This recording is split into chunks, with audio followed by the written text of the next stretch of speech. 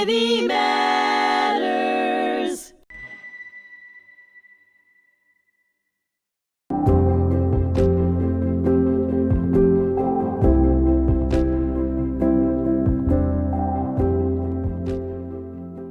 Hello, and thank you for joining me today. I'm your host, Dr. Suzanne Bleiberg-Sepperson, and this is our 18th episode of the podcast, Antisemitism and the United Nations and in Society on HMTV. It's my pleasure to introduce our guest to you, Ms. Jolanta Zamecka. Ms. Zamecka is the Vice Chair of the Nassau County Holocaust Memorial and Tolerance Center and has been active in HMTC since 1998. She was instrumental in creating the Children's Garden as a living tribute to the 1.5 million Jewish children murdered during the Holocaust and all children who died during World War II. It was officially dedicated on April 29, 2003, which was Holocaust Remembrance Day then. It is the first memorial garden of its kind on public grounds in New York State. Ms. Zamecka is a role model for everyone. Her tireless energy, spirit, and philanthropy for humanitarian causes evokes awe. I look forward to learning what drives her, her background, and what message she can impart during our current troubled times. Welcome, and let's start with some questions about your background. Okay, so could you tell me a little bit about your background, where you grew up, your family, what was your life like growing up? Absolutely. I was born in Poland. At the age of 8, my mother immigrated to the United States, and I grew up actually in Oyster Bay, New York. I had a relatively interesting childhood. At the age of 12, I was fascinated by the sport of fencing, and fencing became my passion for many, many years. But at that time, girls were not allowed to compete against boys in fencing or compete in general. And I received special permission from the state of Albany to be the first girl in the state of New York to compete in the sport of fencing against boys. And not only did I compete, but I also won. And I became, that was my, and I, and when I look back at this, it was something that has carried me for most of my life, and so forth. And then afterwards, once I graduated high school, I had my mother wanted me to go back to Poland, and in the meantime, we had been going back and forth to Poland to go to Kraków. I think the Americans call it Krakow. To Kraków and to study Polish history and Polish language, which I did. But mostly I did that because Poland at the time had a very strong fencing team. So I competed internationally in fencing and decided to stay 13 years in Poland. Wow. My family comes from Warsaw. So from Kraków, I moved to Warsaw. I attended the University of Warsaw Department of Psychology. And then after graduating, my mentor, Grace Sugar, who was originally from Canada, asked me if I would join her in working on psycholinguistics, and I stayed at the university. And then in 1985, we immigrated here. My husband, with my 2 daughters. This was after martial law. Things started to change very, very drastically during martial law. Actually, the Institute of Psychology was completely disbanded because we were the troublemakers. So the Department of Psychology, Sociology, and Philosophy, they were disbanded because of all the protests that we were doing and so forth. And at that time, I really made the decision that this is a good time for us just to leave in 1985. So it started earlier, but by 1985, we did immigrate back to the United States, back to Oyster Bay. Fabulous. Fantastic. I mean, we can discuss this, off camera, but the reality is, you're not going to believe this. I took fencing in college, which I never would have, guessed it was a required gym class. So it's a lot of fun. So that's really interesting. To continue that, once I did come back to Oyster Bay, I coached actually fencing for the next 25 years. Wow. At the high school? At the high school. Wow. And that was my sort of give back to this school, because Oyster Bay, high school is a small school, but they really went, beyond to really to fight for my chances. So Title IX, I am a living proof of of Title IX. Wow. Wow. So I'm just, thinking about your family. Did you have siblings growing up? I do not. Okay, and so your parents were very supportive of all of these activities, or what was their attitude? Yes, so I lost my father at the age of 5, so it was my mother. Yes, always. My mother was, she had been the director of a very large poultry farm in Poland, and, an incredible equestrian. So I always remember her, on horseback, and we had this Great Dane that would follow her and so forth, and so those were my childhood memories of Poland, growing up in this beautiful old mansion that was confiscated by the Soviets, by the communists, and this farm was collective farm was created there, and my mother, by chance, because she just graduated from agricultural university, and she was the only one that was senior when the director passed away. So she sort of stepped into that role and then stayed on. Can I ask you about your religious background, and how religious was your family? I'm a Catholic, Roman Catholic, living in Poland. We are an incredibly religious, country, and yes, so religion does play a factor in my life. Okay, no, and the reason I asked this, did you get any pushback from anyone in your family or friends, because you're so active at the Holocaust Museum and Tolerance Center, given that that's focusing on the Holocaust and the issue? Both my parents are survivors of the Holocaust and were born in Poland, so I've been to all of these places many times. I remember your mother very well. Yeah. Annie was a phenomenal Thank person. You. Thank you. There's no pushback, because you have to understand, many of my family members were part of the resistance. And, my parents had brought me up as that religion, and you save a life not because you don't choose anyone's religion or nationality. If anyone needs help, you help them. As a matter of fact, I remember getting in trouble once because I was part of a, at the age of, I think it must have been 5, and then this was from my father. There was a woman who was walking, and she was a Jehovah's Witness, and there were older kids taunting her. And I just happened to be standing there and was reprimanded by my father. Really? Wow. So, what can I say? Your background is, and I can look at all the charities and charitable organizations that you're involved with. What do you think drove you to be so philanthropic? Because I made a little list, which even here I'm learning more and more. You're on the board of the Chamber Players International, on the board of the Long Island Concert Orchestra. You're president of the Wellwood Preserve here in Glen Cove. You were instrumental helping set up the supply drive for Ukrainian children at the YMCA in Glen Cove.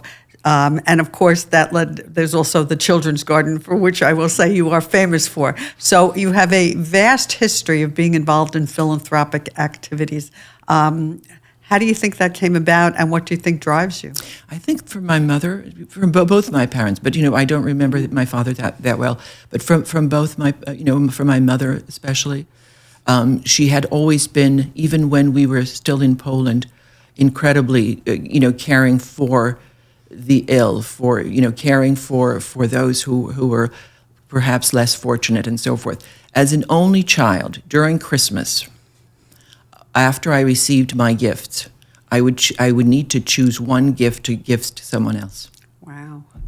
Okay. Which I absolutely did not like. I mean, I thought that was a terrible idea. I mean, this was like, when you're 6 years old, you're not thinking, now I have to share my gifts with someone. But, that taught me the sort of this incredible, that you have to take into consideration other people. So your actions can affect others. And I think that stayed with me for the rest of my life. And I hope, I hope that this, I have conveyed that message to my children and my grandchildren. I have gotten them more and more involved, my grandchildren, to be more involved here, to be involved in other charities. Giving back is important because it makes us whole. I'm in awe. Did you make your children take one gift and share it with someone else? I did not. That I did not. I still have not so fond memories of that. I can understand that, as a child or anyone, you got a gift and now you're being forced to give it away. That's an uncomfortable feeling. What do you think drove you to become a psychologist?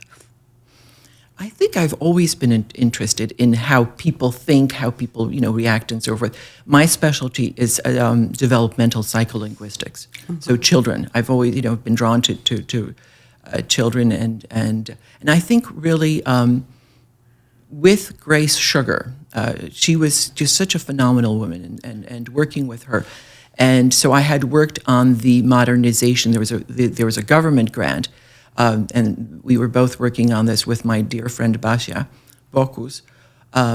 It was the modernization of education in Poland, and it was, and of course my specialty at the time was children aged 3 to 7.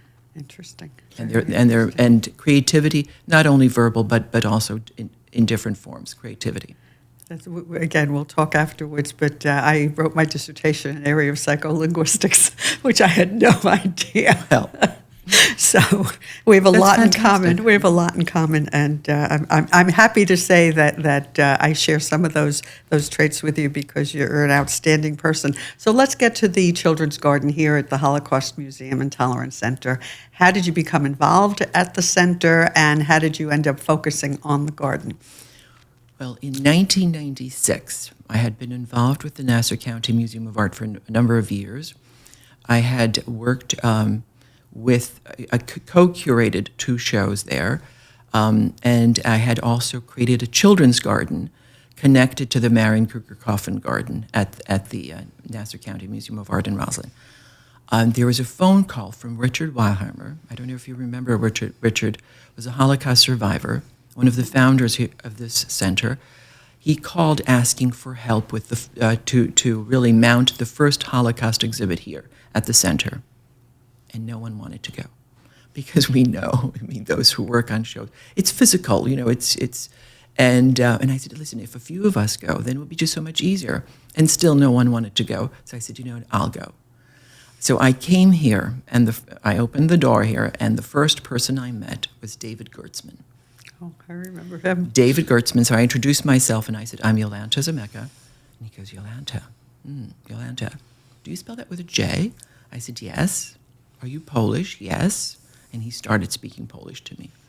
So David and I, from that moment on, really, until his passing, spoke, when we were just together, we only spoke in Polish. The second person I met was Irving Roth, then education director. And the third person was Richard Weilheimer. So really my involvement with the center started in 1996. Mm-hmm. And during this time, and it took a few weeks to get this exhibit together, and so, but during that time I had learned more about what was happening, and Irving took me to one of the small rooms here in the center and showed me a room filled with jugs of pennies. And he said that this was part of the Million Pennies Project, where school children from Nassau, Suffolk, Queens, and Brooklyn were collected pennies to build a living memorial to the 1.5 million Jewish children murdered in the Holocaust. And then his next sentence was, would you be interested in creating this garden? And I said, I would be honored. And that's how it started. So at that time we had, so I believe it was Chase Bank who converted those pennies into real money and did not charge us. I believe they did not charge us anything for that conversion, which sometimes they do. And so we had a little over 12,000. Now you remember, I'm coming from the Nassau County Museum of Art, where if you had an idea, the funds were usually easily obtainable. So I thought, okay, this is such a worthy project. Let me see. The original idea that Irving had was to create a small memorial in the back, perhaps a stone, a boulder, and so forth. I always dream big, and in color and so forth. So I did a little investigation about the Pratts. The Holocaust Center is located at Welwyn, former Pratt estate. Harriet Pratt was an avid gardener. And there were various garden rooms throughout the preserve. The one that is adjacent to the building was a sculpture garden, but you could not enter the garden at all. It was so overgrown with brush and barberry bushes and so forth that actually a friend of mine from the museum and we took 2 machetes and we were hacking our way because I could see that there was something there. But you just couldn't enter it and so forth.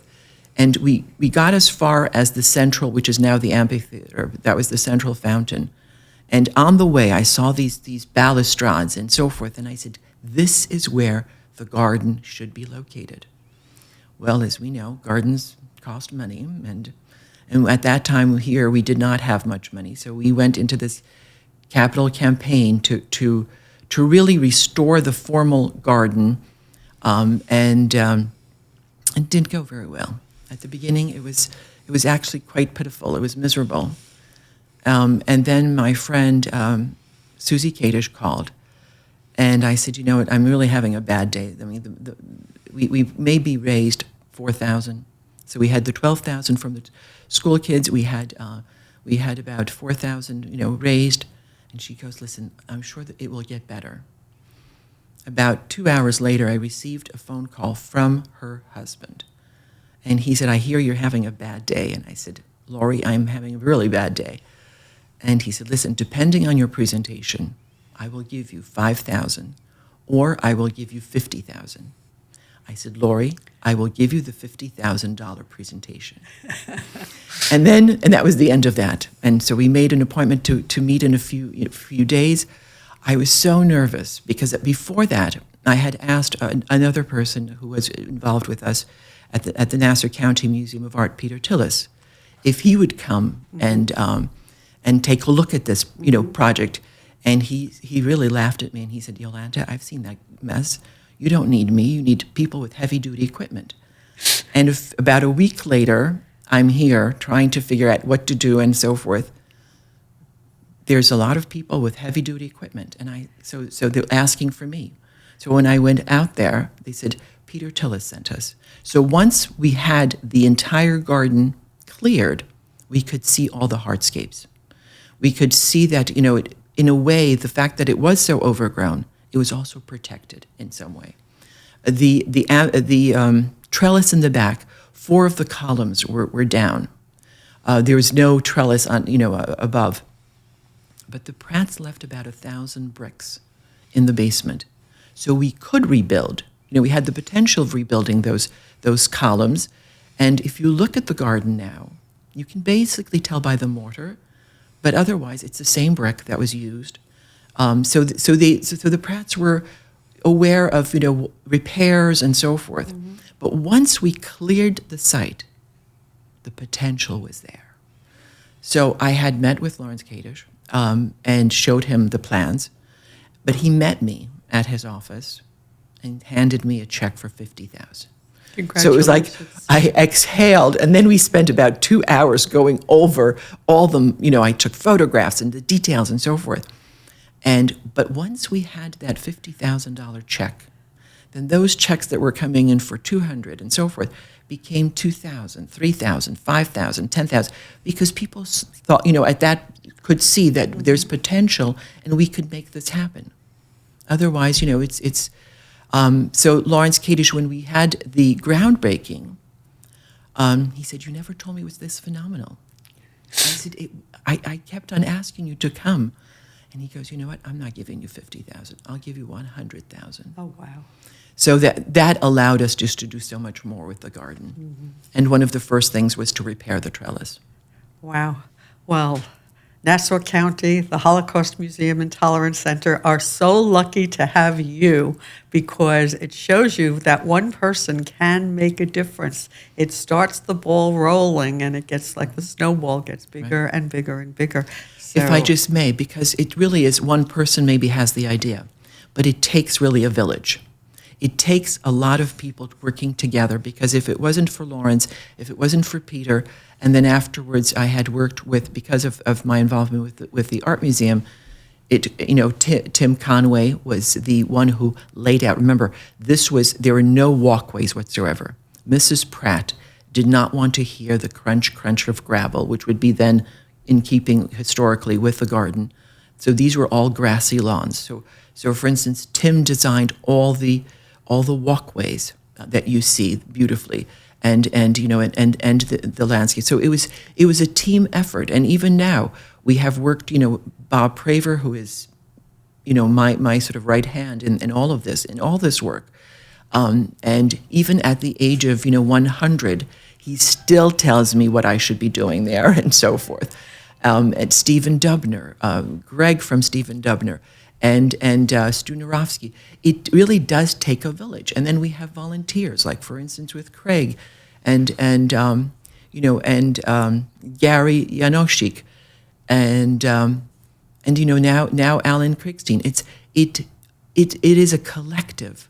We share the same goal. We want this garden to thrive, and to be this memorial, this living memorial to all these children. We did expand the dedication to include other children.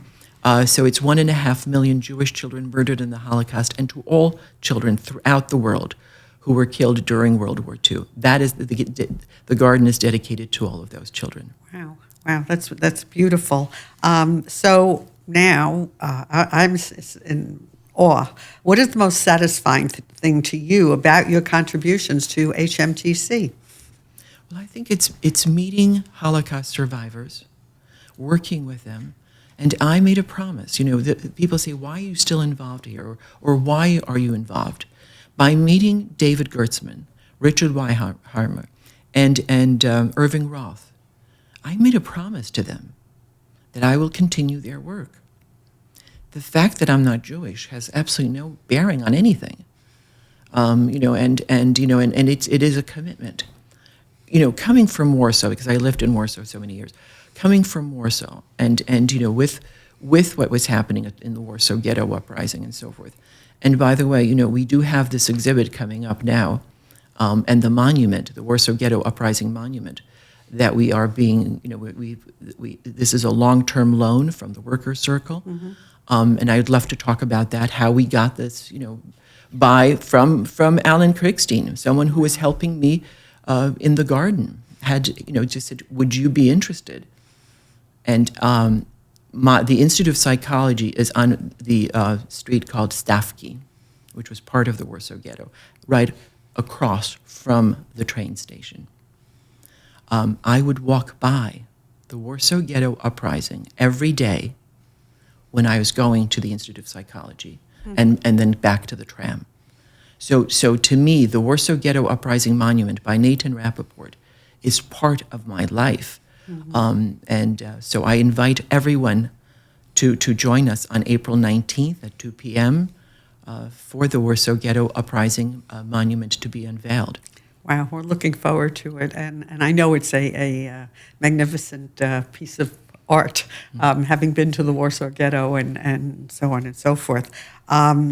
So it's often said that education is the key to combating anti-Semitism. Yet here in the United States, especially among young people, it seems to me that anti-Semitism is getting worse, not better. So how do you account for this, and what do you think HMTC is doing to change that direction? Well, I think, what accounts for it is that we are all in this media frenzy. We get these little sound bites, correct, and so forth. And kids want to be part of something, and they're gullible. News is not verified.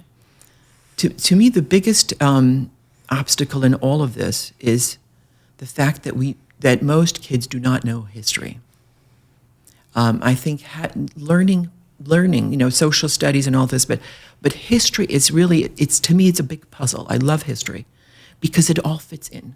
To understand World War II, you need to go back to World War I and what was decided during World War I and so forth. So all of this fits in, and I think that's a big chunk that's missing in most people's lives. I think, for instance, coming from Europe, we're more history oriented, most Americans don't really have a good grasp, of European history or history in general. And I do believe that through education, we have kids coming here, almost on a daily basis. And we see the difference. We really do. I have been here for 30 years. And with this, when I'm working in the garden, there are times when, the garden becomes this place for them to exhale after they go through the exhibit. It is also a place where very often they take lunch. I have witnessed a number of times where the student who was sort of off to the side after going through our doors and after going through the exhibit, there are kids going up and asking them to join. Wow. That to me is what we're all about. Absolutely. So, how do you think, particularly as a psychologist, how do you think parents can teach their child to be proud of their background, whatever it is, if the larger society looks down on them?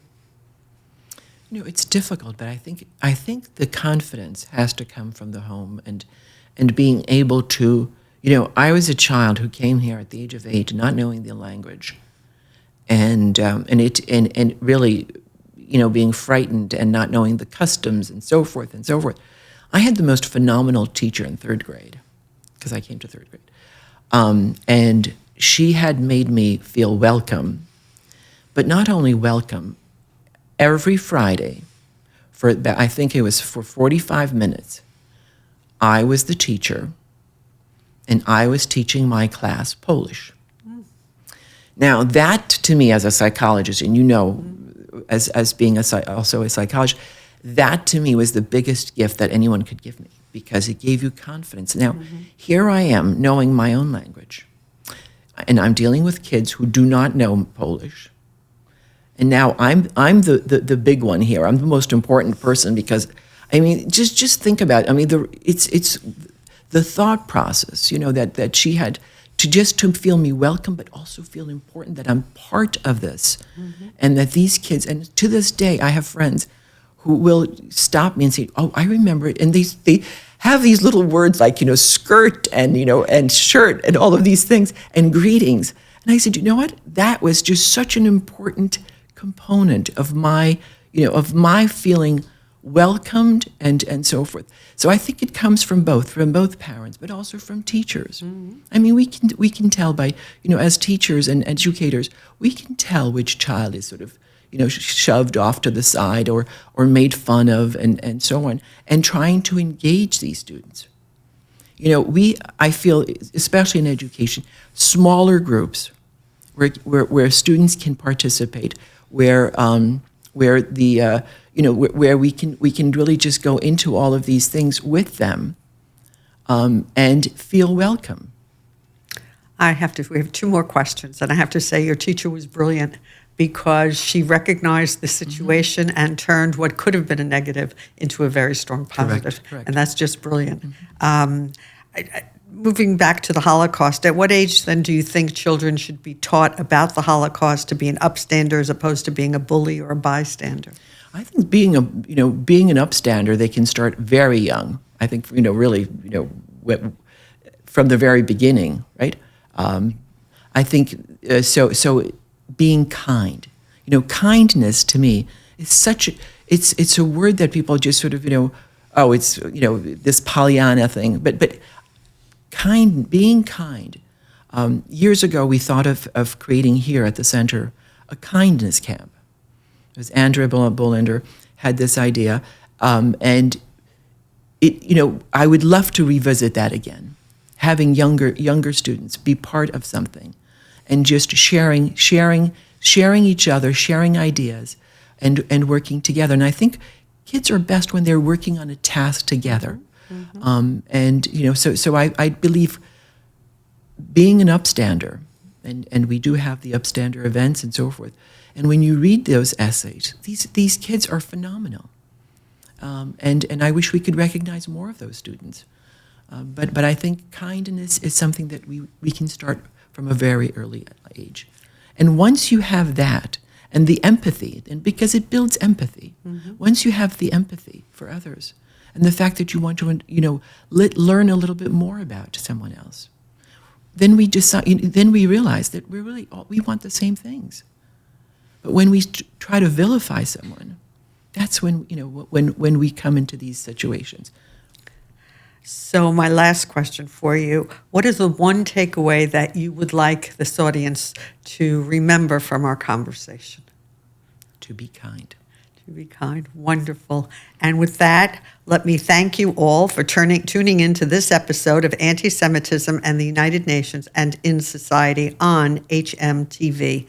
I appreciate my guest, Jolanta Zamecka, for sharing her perspective on anti-Semitism and the role of education to fight it.